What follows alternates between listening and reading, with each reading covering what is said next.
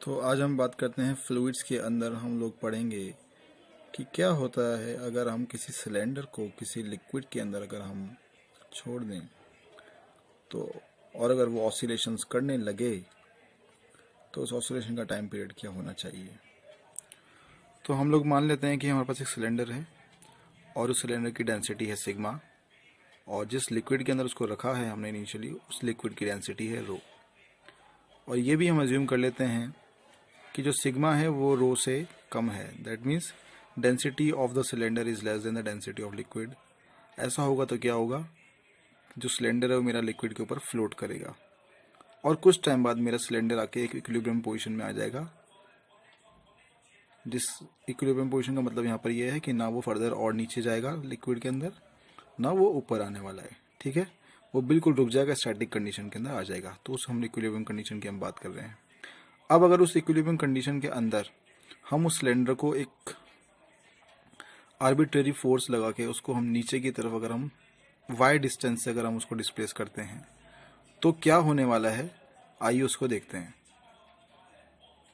तो अगर हम मान लें कि हमने सिलेंडर को ऊपर से एक फोर्स लगा के इसको नीचे की तरफ हमने धक्का दिया है।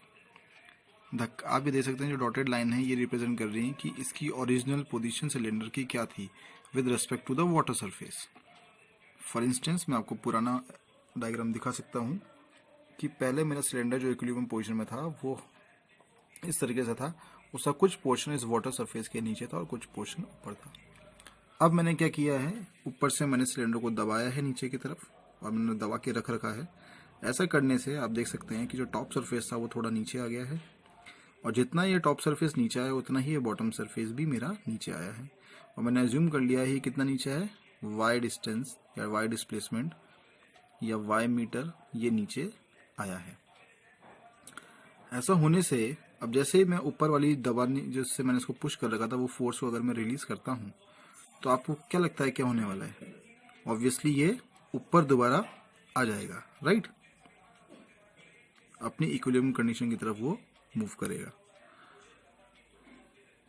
ये ऊपर क्यों आएगा हम ऑलरेडी इसके बारे में डिस्कस कर चुके हैं, क्योंकि इसके ऊपर एक बायएंड फोर्स लगेगी। बायएंड फोर्स किस वजह से लगेगी इस बारे में आर्किमिडीज ने बहुत अच्छे से बताया है और हम इस चीज को देख भी चुके हैं कि जितना ये वाटर को डिस्प्लेस करेगा,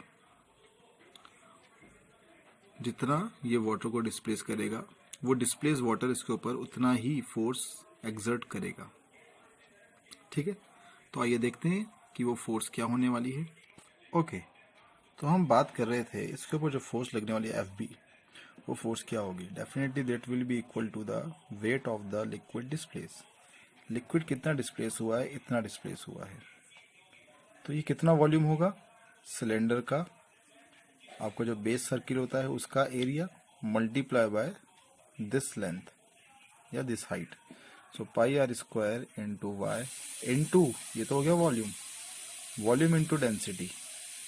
ठीक है, डेंसिटी कितनी मानी है हमने सिलेंडर की, सिग्मा मानी है, इंटू जी। तो ये मेरी फोर्स हो गई जिसको अपवर्ड जाने के लिए मजबूर कर रही है। दैट मीन्स ये जो फोर्स है ये इसको इसकी दोबारा मीन पोजीशन में लाना चाहती है। और हमने ऑसिलेशंस वाले चैप्टर्स में यही देखा है कि जब भी आप किसी ऑब्जेक्ट को उसकी मीन पोजीशन से डिस्टर्ब करते हो, जैसे स्प्रिंग के केस में होता है, तो एक रीस्टोरिंग फोर्स लगती है उसकी मीन पोजीशन की तरफ, वो ऑब्जेक्ट को मीन पोजीशन में लाने की कोशिश करती है। सेम ऐसा ही पेंडुलम के केस में भी होता है। अब हम आगे बढ़ते हैं। हम ये भी जानते हैं क्योंकि हमने जो फोर्स अप्लाई की है ऊपर से, ठीक है ना, वो करिए हमने डाउनवर्ड, राइट? ये मेरी एक्सटर्नल फोर्स है और जो बाइंड फोर्स लग रही है वो उसकी लग रही है अपोजिट डायरेक्शन में। तो हम चाहें तो हमारी अप्लाइड फोर्स के रेस्पेक्ट में इसको एक नेगेटिव साइन हम असाइन कर सकते हैं। ठीक है, तो अगर हम ध्यान से देखें तो ये जो मेरी बाइंड फोर्स है इसमें देखो पाई कांस्टेंट है, आर रेडियस कांस्टेंट है, ये जो मैंने डिस्प्लेसमेंट दिया ये अपना ये एक मेरी वेरिएबल क्वांटिटी है, इसकी डेंसिटी कांस्टेंट है और जी कांस्टेंट है। तो मैं कह सकता हूँ कि बाइंड फोर्स जो है it is inversely proportional to it is directly proportional to Y. और ऐसा कहने से ही ये बात क्लियर हो जाती है कि मेरा जो ऑब्जेक्ट है ये ऑसिलेट करेगा और ये एक एसएचएम है, क्योंकि एसएचएम की कंडीशन ये होती है your force should be proportional to the displacement given to the object. Clear है? अब हम चाहते हैं कि इस डिस्प्लेसमेंट की वजह से जो इसमें SHM क्रिएट हो रहा है तो उसके ऑसिलेशन का टाइम पीरियड क्या हो, उसको भी हमको निकालना आना चाहिए।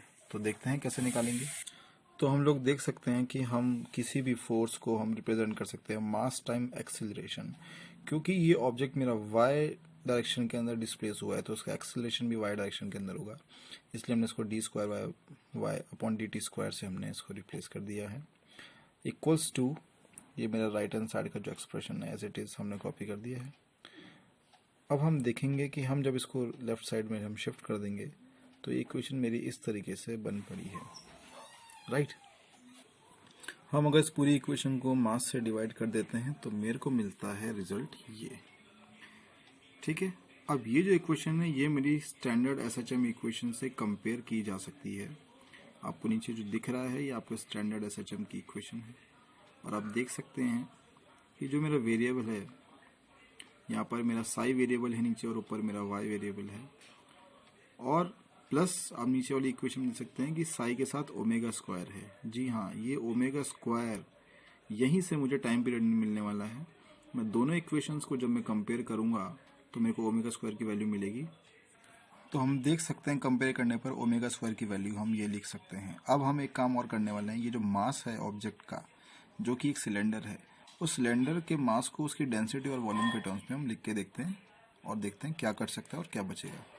तो इस तरीके से हम उसके मास को रिप्लेस कर सकते हैं उसके डेंसिटी वाले टर्म्स है, और यहाँ π² हमारा कैंसिल हो जाएगा।